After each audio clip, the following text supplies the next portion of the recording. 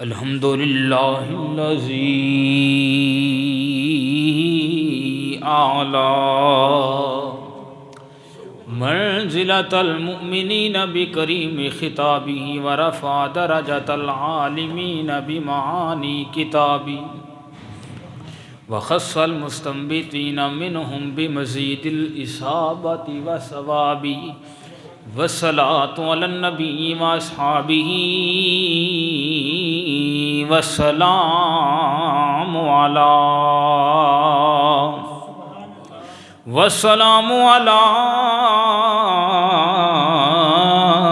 अबी हनीफत व अहबाबी अम्मा बअदु फ़अऊज़ु बिल्लाहि मिनश शैतानिर रजीम बिस्मिल्लाहिर रहमानिर रहीम या अय्युहल्लज़ीना आमनुत्तकुल्लाह वब्तगू इलैहिल वसीला वजाहिदू फ़ी सबीलिही लअल्लकुम तुफ़्लिहून। सदक़ल्लाहु व मौलानाल अज़ीम व सदक़ रसूलुहुन नबियुल करीमुल अमीन व नहनु अला ज़ालिका लमिनश शाहिदीन व शाकिरीन वल्हम्दुलिल्लाहि रब्बिल आलमीन। या रसूलल्लाहि उन्ज़ुर हालना या हबीबल्लाहि इस्मा कालना इन्नना फ़ी बहरे हम्मिन मुग़रक़ुन खुज़ बिअयदीना सहिलना अश्कालना। इमदाद कुन नज़ बंदे गम आज़ाद कुन दर्दीनो दुनिया शाद कुन या गौसल आज़म दस्तगीर गंज बख्शे फैज़ आलम मज़हरे नूरे खुदा ना किसारा पीर कामिल कामिलारा रहनुमा बगरदा बे बला उफ्ताद कश्ती मदद कुनिया मोइनुद्दीन चिश्ती फरीदा लजपाला मुर्शिदा तुफ़ैले रहमतन लिल आलमीन नज़रे करम बरमा इन्नल्लाह व मलाइकतहू युसल्लूना अलन नबी या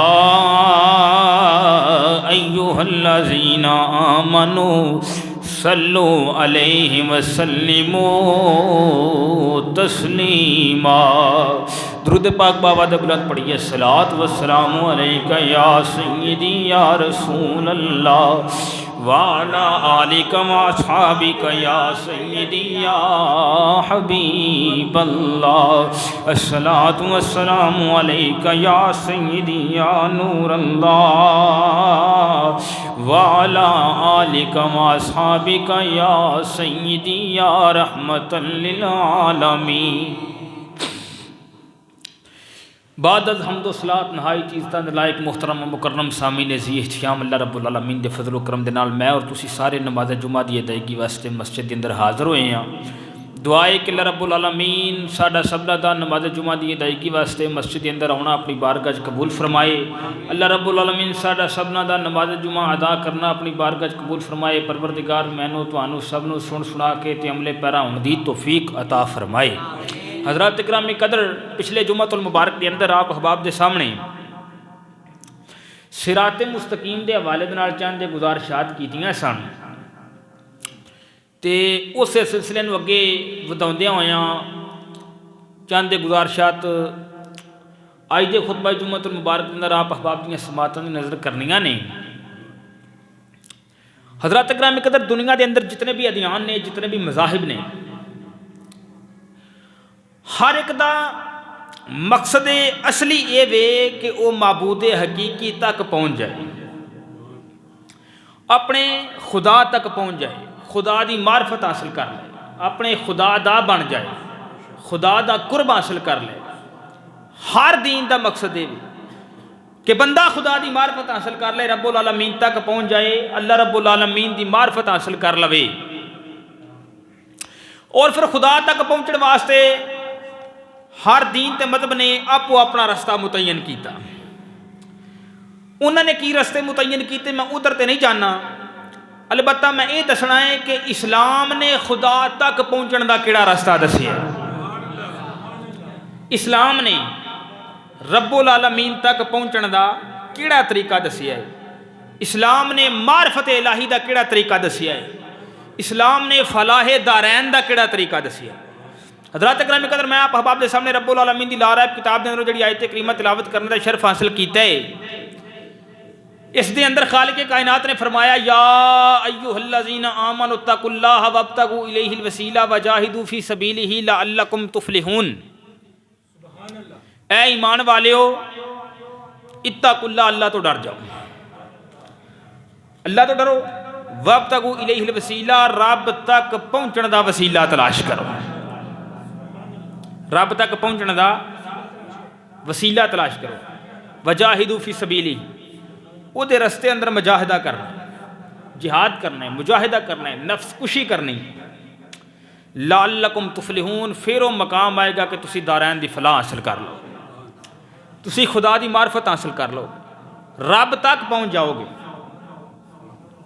मंजिलां किनियां ने? 4। पहलियां या अय्युहल्लज़ीना आमनू, पहली मंजिल ईमान है। दूजी मंजिल तकवा है। तीजी मंजिल वसीला है। चौथी मंजिल मुजाहिदा है। फिर जाके मुकाम आउंदा है लअल्लकुम तुफलिहून।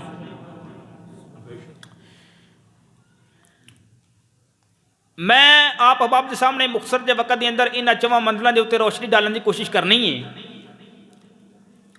इको थोड़ी घटाओ, उन्होंने कहो इको घटाओ थोड़ी। हज़रात गिरामी कदर, सब तो पहली मंजिल ईमान। तो ईमान का लफज असी अमूमन सुनते भी रहने, बोलते भी रहने, अपने रोज़मर्रा की जिंदगी के अंदर इस लफज का इस्तेमाल भी करते रहने, लेकिन हकीकत यह कि असी इस ईमान की हकीकत तो वाकफ नहीं, ईमान की हकीकत तो असी आशना नहीं है जी। असी ईमान की चाशनी तो आशना नहीं। हज़रात गिरामी कदर, ये ईमान ही है जिहड़ा तरीकत भी है, जिहड़ा शरीयत भी है, जिहड़ा हकीकत भी है, जिहड़ा मार्फत भी है। ये एक ईमान ही है जिहदे वास्ते अल्लाह रब्बुल आलमीन ने 1,24,000 कमोबेश अंबिया ते रसूलां नूं भेजिया। ये ईमान ही है कि पूरी रूए ज़मीन के उत्ते बंदा मोमन के वास्ते ईमान तो वध के होर कोई भी नेमत नहीं। बंदा मोमन के वास्ते सब तो वड्डी नेमत की है? ईमान है। सब तो बड़ी नेमत जिहड़ी दुनिया के उत्ते अल्लाह पाक ने बंदे नूं अता फरमाई है, वो ईमान है। रूए ज़मीन ते बंदा मोमन वास्ते ईमान तो वध के होर कोई नेमत नहीं। अब बिल्कुल ही हुण बंद कर छड़िया है। सब तो वड्डी नेमत बंदा मोमन नूं अल्लाह पाक किहड़ी अता फरमाई है? ईमान वाली। अच्छा तवज्जो फरमाओ, हुण मैं अर्ज करना वा पिया, लफ्ज़ ईमान बेजा इस्तेमाल की वजह तो अपना माना ही खो चुके हैं। बाद अल्फाज ऐसे होंगे ने, ओए आ जाओ यार आ जाओ, कि जेड़े बेजा इस्तेमाल की वजह तो अपना माना खो बैठते हैं। मैं उसकी मिसाल आपके सामने रखना चाहूँगा। एक लफज हक किस कदर बामाना लफज है, किस कदर पाकीज़ा लफज है, लेकिन जिस वे इस लफज का बेजा इस्तेमाल होना है तो इसे अपना माना खो जाना है जी। अपना आज साहब एक ना लफज आ वो उत्ते लिखिया होंदा ईको, उन्होंने बस घटाना वा, बाकी ठीक आ। वो हुण आवाज़ जिहड़ी है ना,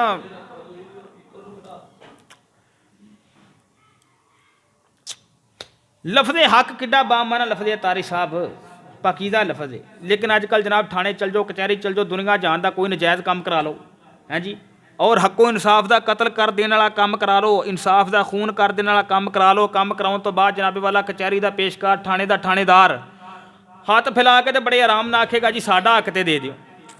हुण देखो लै रहा ना हक तो नाम की रखिया वह हक। हुण दसो लफज हक अपना माना खो गया कि नहीं?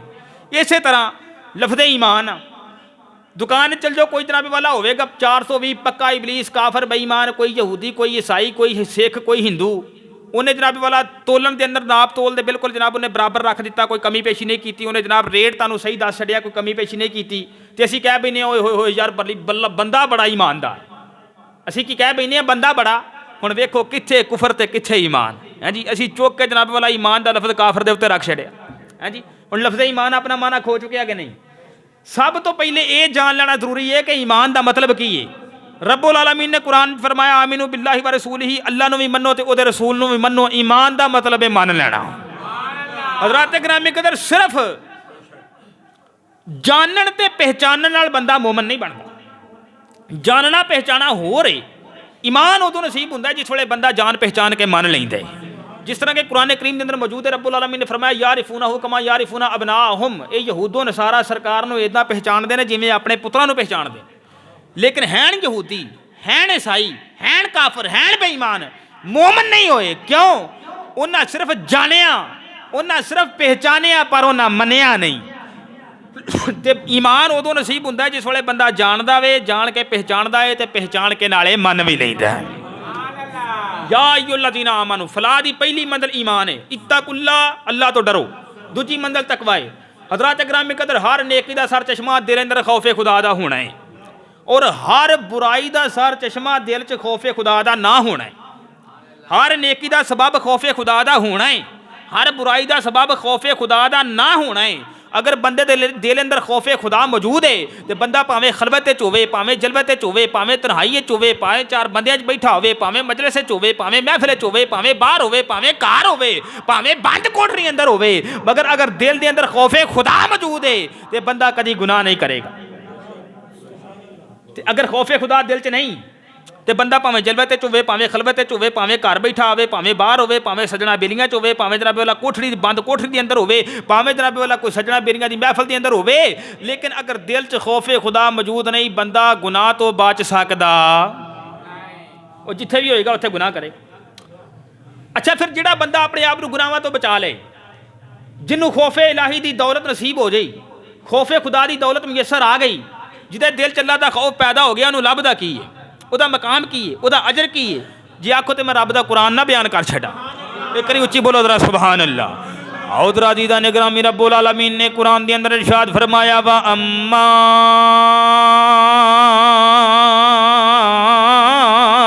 मन खाफा मकाम रब्बिही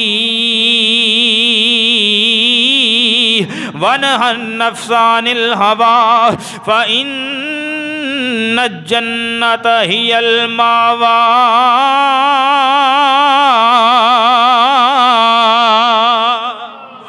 रब्बुल आलमीन ने कुरान करीम के अंदर ऐलान फरमा दिता, बेशक वो बंदा जड़ा अपने रब की बारगाह के अंदर खड़ा होने डर गया, अपने रब्बुल आलमीन का सामना करन तो डर गया, जिहदे दिल अंदर खौफे खुदा मौजूद है, रब्बुल आलमीन का डर मौजूद है। और फरमाया वनहन नफ्सानिल हवा, और उन्हें जनाबे वाला अपने नफ्स नूं ख्वाहिशात तो डकिया, अपने नफ्स नूं ख्वाहिशात तो रोकिया।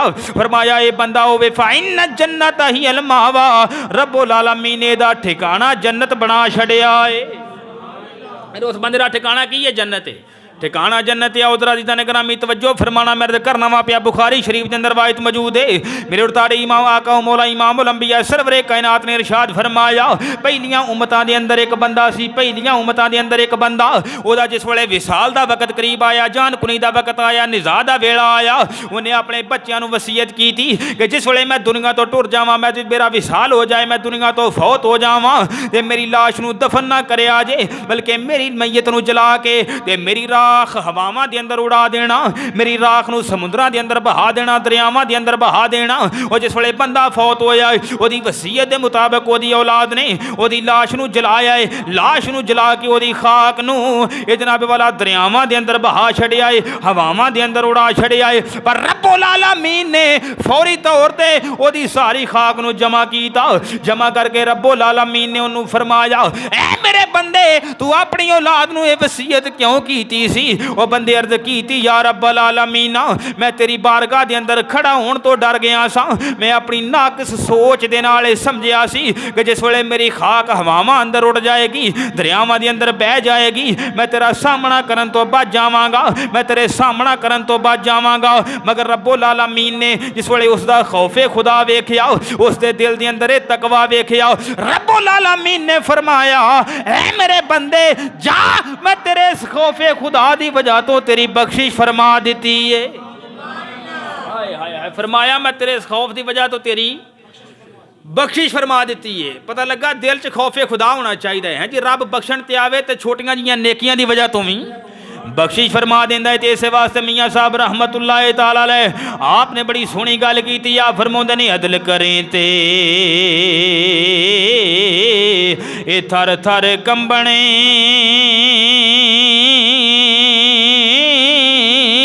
उचियां शाना वाले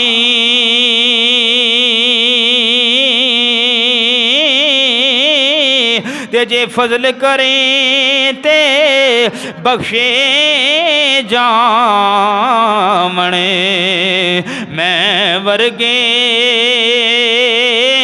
मुकाले। हाय हाय हाय, हर वेले रब दा फजल मंगना चाहिए। बख्शिश होनी अल्लाह पाक दे फजल नाल। उच्ची बोलो, बख्शिश किदे नाल होनी है? अल्लाह अकबर। या अय्युहल्लज़ीना आमनू तक़ुल्लाह वब्तगू इलैहिल वसीला। पहली मंजिल ईमान है, दूजी मंजिल तकवा है, तीजी मंजिल वसीला है। रब तक पहुंचने का वसीला लभना है। उच्ची बोलो, की लभना है? वसीला लभना है। रात वसीले का की मतलब है? अच्छा, रब्बुल आलमीन ने जो दुनिया पैदा की है ना, इस दुनिया का एक नाम है आलम असबाब। इनू आलम असबाब भी आख्या जाता। आलम असबाब का की मतलब है? आलम असबाब का मतलब ये कि इस दुनिया का हर काम जिहड़ा है ना, वो किसी न किसी सबब का मुहताज है। दुनिया का हर काम जिहड़ा है वो कुछ ना कुछ असबाब ने, कुछ ना कुछ जराए ने, कुछ ना कुछ वसीले ने। वसीले तो बगैर कोई काम मुमकिन नहीं। अच्छा, खालिक कायनात कादर मुतलक के अला कुल्ले शैइन कदीर, रब हर शय ते कादर, उहदे वास्ते कुछ भी मुहाल नहीं, कुछ भी नामुमकिन नहीं, जो चाहे कर सकता है। अगर रब चाहुंदा तो अपनी मखलूक नूं, अपने बंदियां नूं पक्की पकाई रोटी भी तो अता कर सकदा सी। पक्का पकाया खाना भी तो रब अपने बंदियां नूं दे सकदा सी। तो कादर मुतलक इन्नल्लाह अला कुल्ले शैइन कदीर है। उहदे वास्ते कुछ नामुमकिन नहीं, कुछ उहदे वास्ते मुहाल नहीं। ये उहदी कुदरत है, मगर उहदी आदत है नहीं। रब चाहुंदा पक्का पकाया खाना दे सकदा सी ना। हाँ जी, बनी इसराइल की कौम नूं 40 साल तक मन्नो सलवा पक्का पकाया खाना आया, बटेर पक्का पकाया आया, हलवा आया बेहतरीन पक्का पकाया। रब चाहुंदा तो अपनी सारी मखलूक नूं भी दे सकदा सी। उहदे वास्ते कुछ भी नामुमकिन नहीं, मुहाल नहीं।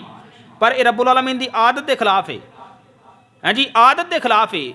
हुण रब ने खाना सानू पक्का पकाया ता नहीं फरमाया, बल्कि एक रोटी है ना, उहदे तक पहुँचने वास्ते सानू बहुत सारे जराए, बड़े असबाब, बड़े वसीले जिहड़े अपनाने पैंदे ने।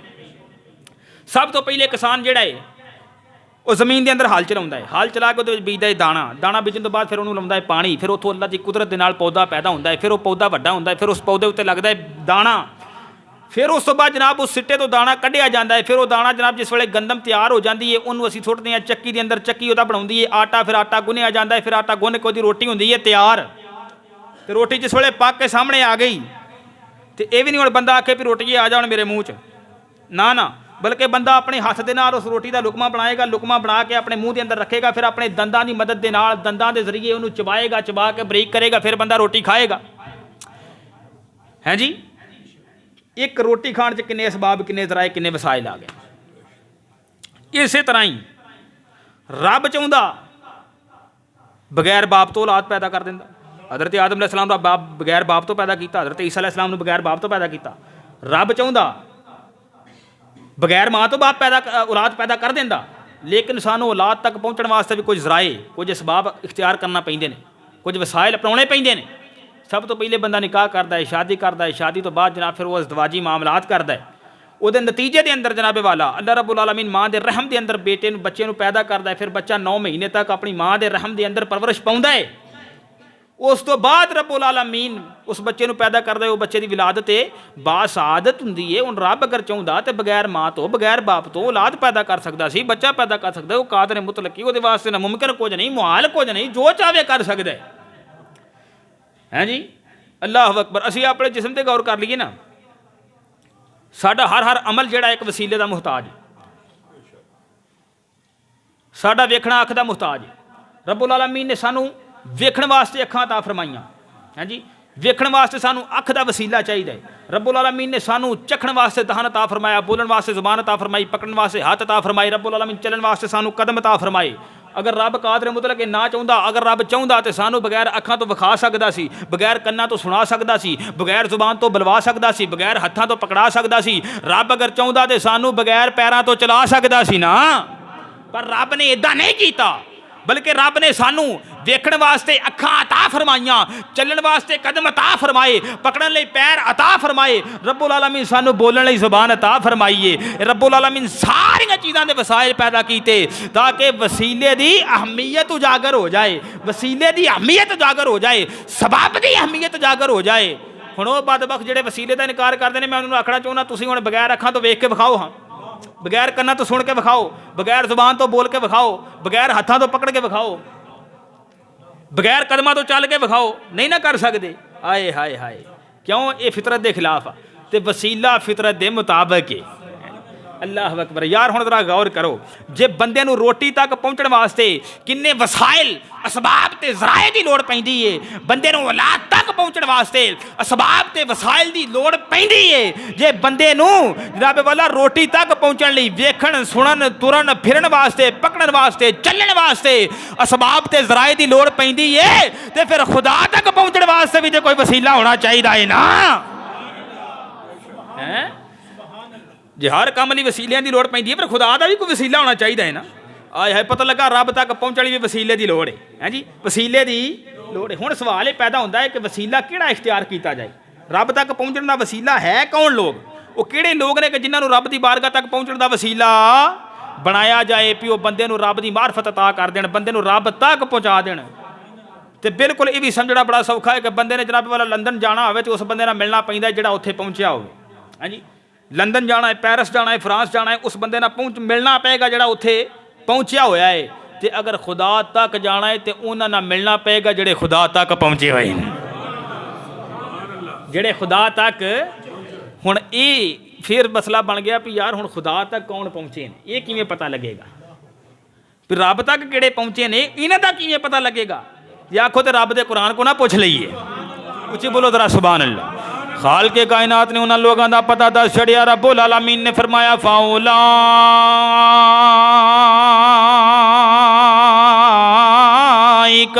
मअल्लज़ीना अनअमल्लाहु अलैहिम मिनन नबिय्यीन वस्सिद्दीक़ीन वश्शुहदाई वस्सालिहीन।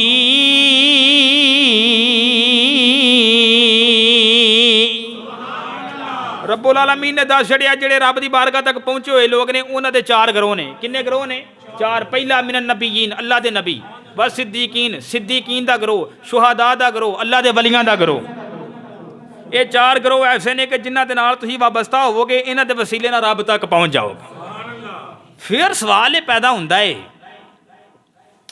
क्या पहले भी किसी ने इन्हां दा वसीला पेश किया? क्या पहले भी इन्हां दा वसीला पेश करके कोई बंदा रब तक पहुँचे? क्या पहले भी इन्हां अल्लाह दे नबियां वलियां शुहदा सालिहीन दे वसीले का किसी को फायदा होया है? ये सवाल पैदा होता है। हज़रात गिरामी क़दर रब्बुल आलमीन का कुरान है।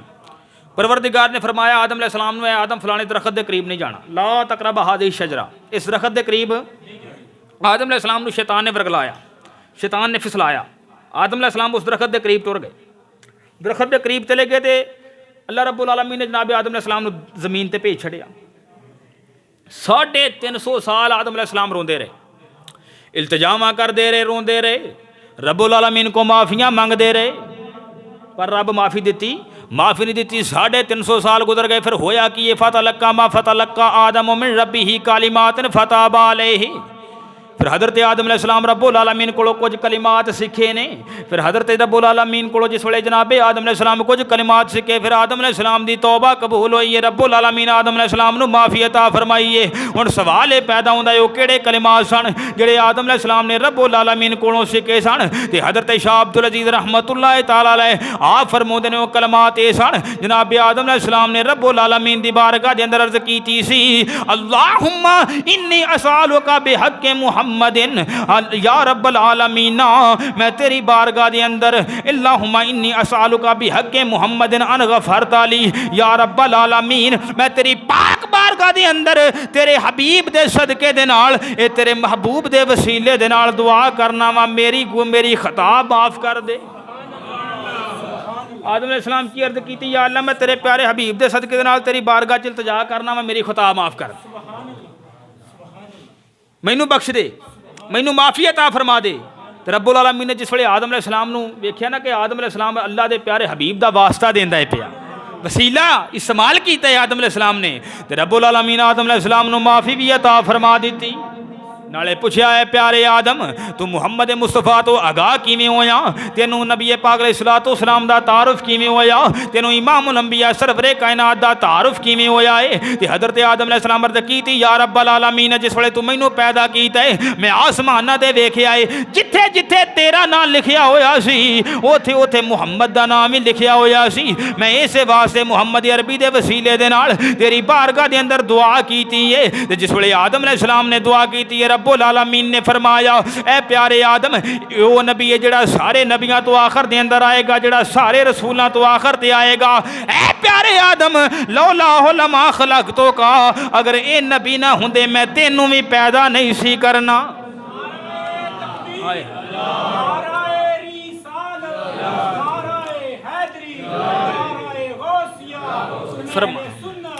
फरमाया आदम अगर ये महबूब ना होंदा तो मैं तेनू भी पैदा आए हाय। पता लगा आदम की तौबा कबूल हुई है तो सरकार दे वसीले नाल हुई, सरकार दे वसीले दे नाल तौबा कबूल हुई है। ते होई भी कदों उस वेले के जिस वेले एक आहद सी या अहमद सी ए कुल पसारा कल बनिया।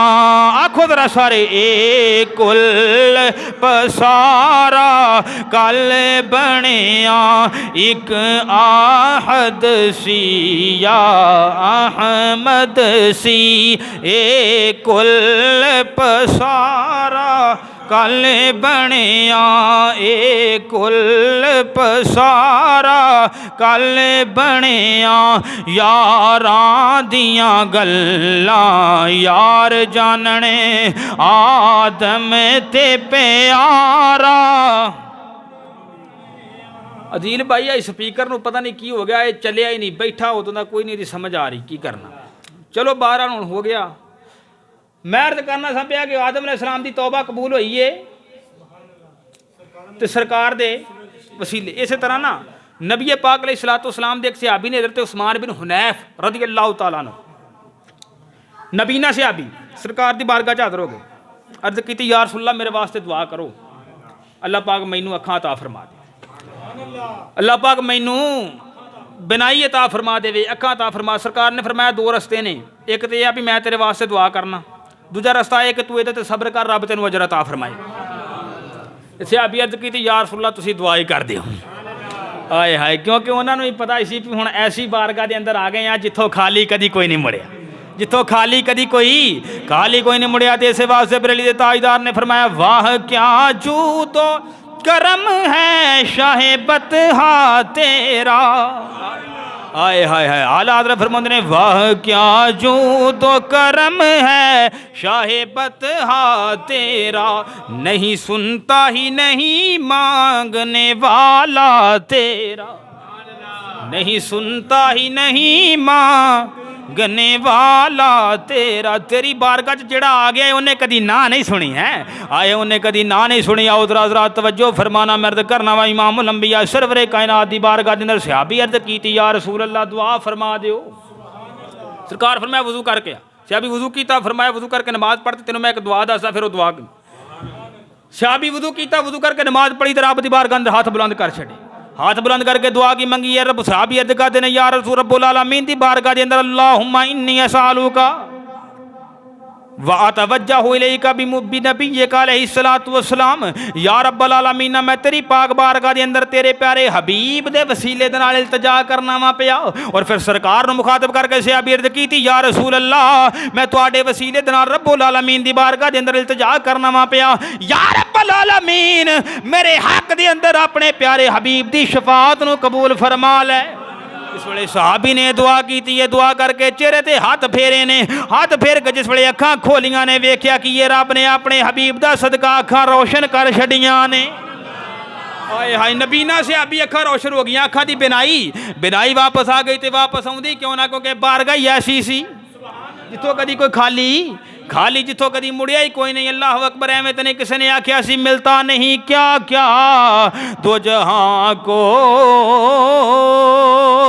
तेरे दर से,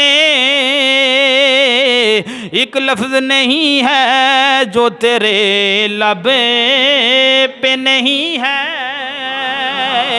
एक लफ्ज़ नहीं है जो तेरे लब पे नहीं है। और सरकार का दर है दरे शाह तो नहीं, जो मांग लिया और भी कुछ मांग।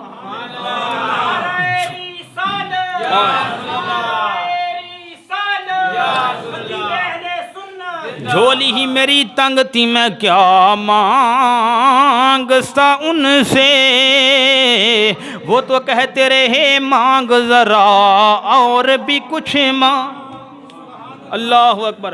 सरकार दे वसीले नाल सहाबा नूं अखां ता हो गईयां। हाँ जी, सरकार दे वसीले नाल सहाबा नूं बिनाई अता हो गई। नबीना नूं अल्लाह रब्बुल आलमीन ने अपने प्यारे हबीब दे वसीले दे नाल बिनाई अता फरमा दी। इस तरह जिस वेले नबियां दे वसीले दे नाल गल बनदी है ना, इस तरह रब दे वलियां दे वसीले दे नाल भी खुदा दी मार्फत हासिल हो जाए। अल्लाह अकबर।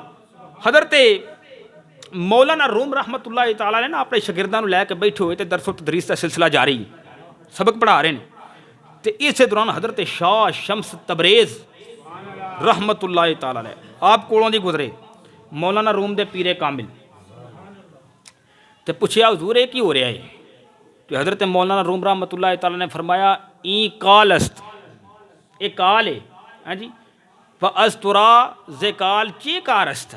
हुजूर तुहानू काल ना की काम है? ये काल की गल हो रही है, शरा की गल हो रही है, शरीयत की गल हो रही है, कुरान की गल हो रही है, हदीस की गल हो रही है, तुहानू इहदे नाल की काम? आए हाय।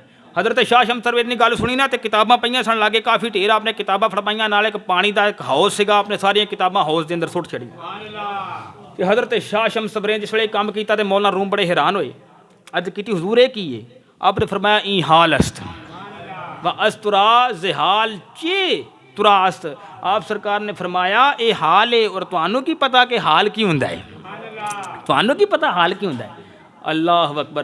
तो मौलाना रूम चूँकि आप दा सरमाया हयात सी, सामाने जीज़ सी वो सारियां किताबां। अल्लाह अकबर। आपने जिस वेले वेख्या ना कि हुण सारियां किताबां ज़ाया हो गईयां, आप इससे बड़ा अफसोस कर रहे हैं। तो हज़रत मौलाना रूम ने इंज करके दरिया हाउस वाले इशारा किया तो सारियां किताबां हाउस के उत्तों बाहर आ गईयां। तो कमाल ये सी कि उन्हां सारियां किताबां चो कोई एक भी किताब पानी चो बाहर आने के बावजूद भी गिली नहीं सी हुई। सारे दियां सारियां किताबां उस तरह सुकियां हुई ने। तो हज़रत जनाबे वाला मौलाना रूम ने जिस वेले शाह शम्स तबरेज़ का मकाम वेख्या तो सारा इलम का मान जाता रहा, इलम का फखर सी ना जड़ा सारा जाता रहा। शाह शम्स तबरेज़ के कदमों में गिरे ने, उस वेले मुरीद हो गए ने। अल्लाह अकबर। जिस वेले मुरीद हो गए ने तो इकबाल कलंदर लाहौरी ने अहमद नहीं सी फरमाया कि मौलवी हरगिज़ ना शुदे मौलाए रूम ता गुलामे शम्स तबरेज़ी ना शुदे। मौलवी उन्नी देर तक मौलाए रूम नहीं बन सकता जिन्नी देर तक शाह ता गुलामे शम्स तबरेज़ी ना शुद के शम्स तबरेज़ की निगाह ना पवे। जिन्नी देर तक मुर्शिदे कामल ना मिले कभी भी मौलवी मौलाए रूम नहीं बन सकता। अल्लाह अकबर। हज़रात तवज्जो फरमाना मैं अर्ज़ करना वा पिया हीच चीज़ें खुद ब खुद चीज़ें ना शुद और हीच आहन खुद ब खुद तेगे ना शुद। इकबाल फरमाउंदा है कोई भी शै कोई भी चीज़ अपने आप कोई शै नहीं बनती। लोया खुद ब खुद तलवार नहीं बनता, बल्कि सब तो पहले लोया उन्होंने भट्ठी में सुटना पैंदा है। लवार उस लोहे नूं भट्ठी के अंदर सुट देंदा है, फिर भट्ठी के अंदर वो लोहा बलदा है, उन्होंने सेक लगता है, सेक लग लग के लोहा नरम हो जाता है। फिर लोहार उन्होंने अपनी मर्जी के मुताबिक जिधर चाहता है मोड़ लेंदा है। इस तरह भी जनाबे वाला बंदा कभी भी अपने आप खुदा तक नहीं पहुँच सकता, रब की मार्फत हासिल नहीं कर सकता। रब की मार्फत उदों हासिल होंदी है जिस वेले बंदा शेखे कामल दे लड़ लग जाए, फिर मुर्शिद उन्होंने जिक्रो फिक्र की भट्ठी के अंदर गर्म करे। गर्म कर करके ना फिर मुर्शद नूं नरम कर देवे हैं, नरम करके फिर जिधर चाहे मुर्शद नूं फेर देवे, तां जाके बंदा रब दी मार्फत हासिल करदा है, तां जाके रब्बुल आलमीन दी मार्फत हासिल करदा है। शेखे कामल तो बगैर कदी भी मार्फत हासिल नहीं होंदी। ते इस वास्ते मियाँ मुहम्मद बख्श साहब रहमतुल्लाह तआला अलैह आप फरमाउंदे ने मर्द मिले ते ए दर्द ना छोड़े ते ओगण दे गुण करदा ते कामिल लोग मुहम्मद बख्शा ए लाल बनाउण पत्थर दा। मुर्शिद तो बगैर वसीले तो बगैर गल आखिरी गल मरफूदात आला हज़रत ना सैयदी आला हज़रत रहमतुल्लाह अलैह नकल फरमाइए। आप तो मरवी है कि हज़रत इमाम फ़खरुद्दीन राज़ी बहुत बड़े इमाम शरीयत और तरीक़त दोवां दरियावां दे मुतबाहिर ने, बहुत तगड़े इमाम होए। हज़रत इमाम फ़खरुद्दीन राज़ी जिहदे बारे इकबाल आख्या सी, अत्तार हो रूमी हो राज़ी हो गज़ाली हो कुछ हाथ नहीं आता बे आहे सहरगाही। वो हज़रत इमाम फ़खरुद्दीन राज़ी रहमतुल्लाह तआला अलैह आप दे बारे ये होंदा है कि आप दा आखिरी वक्त करीब आया ना, जिस वे विसाल शरीफ का वक्त करीब आया, दमे नज़ा करीब आया, शैतान आ गया। शैतान आ गया आखन लगा राज़ी क्या तू अपने खुदा नूं एक मनदा? फरमाया बिल्कुल एक मनदा। शैतान आख्या की दलील है? हज़रत इमाम फ़खरुद्दीन राज़ी दलील पेश कर छड़ी। शैतान फिर शैतान सीगा तो कोई शैतानी इलम सी, उन्हें अपने शैतानी इलम दे नाल इमाम फ़खरुद्दीन राज़ी दी दलील रद्द कर छड़ी। हज़रत इमाम ने दूसरी दलील पेश की, शैतान दूसरी दलील रद्द कर छड़ी। इमाम तीसरी दलील पेश की, उन्हें तीसरी दलील रद्द कर छड़ी। इमाम दलीलां देंदे जांदे ने, शैतान दलीलां रद्द करदा जांदा है। 360 दलीलां हज़रत इमाम फ़खरुद्दीन राज़ी ने रब दी तौहीद दियां दित्तियां ते शैतान ने 360 दियां 360 दलीलां ही रद्द कर छड़ियां। हैं जी, तो किते दूर दराज के इलाके के अंदर ना हज़रत इमाम फ़खरुद्दीन राज़ी रहमतुल्लाह तआला आप दे शेख कामिल हज़रत शेख नजमुद्दीन कुबरा रहमतुल्लाह तआला अलैह सारा मंदिर वेंदे सन पे, सारा मंदिर वेंदे सन पे। पता लगे कि मुरीद जिथे भी होवे ना पीरां नूं अपने मुरीदां दी खबर हुंदी, पीरां नूं अपने मुरीदां दे हवाल दा इलम हुंदा है, अपने मुरीदां दे हवाल दी खबर हुंदी है। मुरीद भावें इस गल नूं जानन या ना जानन है। तो इस वास्ते मियाँ साहब रहमतुल्लाह तआला फरमाउंदे ने कि माली दा कम पानी देना ते फल पक्के होण या कच्चे ते पीर मुरीदां दे सिर ते रहिंदे वो झूठे होण या सच्चे। ते दूर किसी जनाब वाला इलाके के अंदर हज़रत जनाब शेख नजमुद्दीन कुबरा सारा मंदिर वेंदे सन पे। आपने उत्थे अपने जनाब वाला मुरीदे सादक नूं मुखातब करके फरमाया, ऐ फ़खरुद्दीन राज़ी इनू दलीलां ना दे, ना ना बल्कि इनू कह मैं अपने खुदा नूं बगैर दलील तो ही एक मनदा वां। दलीलां ना दे, इनू कह मैं अपने खुदा नूं बगैर दलील तो ही। आए हाय हाय। तो फिर हज़रत इमाम ने ये गल की, फरमाया मैं अपने खुदा नूं बगैर दलील तो एक मनदा। पता लगा जिथे इलम फेल हो जाए, दलीलां फेल हो जान, इलम फेल हो जाए, वो जिथे सारियां किताबां फेल हो जावन ना उत्थे मुर्शद दी निगाह काम कर जाती। हाय हाय हाय, उत्थे वसीला काम आ जाता है जी, उत्थे फिर काम आउंदियां ने निस्बतां। ते इसलिए ते असीं आने आ कि बिन तेल दे दीवा बलदा नहीं ते बिन पानियों बूटा पलदा नहीं ते बिन मुर्शिद कलमा चलदा नहीं। पढ़िए ला इल्लल्लाहु ला इलाहा इल्लल्लाह, पढ़िए ला इलाहा। अल्लाह रब्बुल आलमीन मैनू तुहानू सब नू इलम दी अमल दी तौफीक ता फरमाए। वमा अलैना इल्लल बलागुल।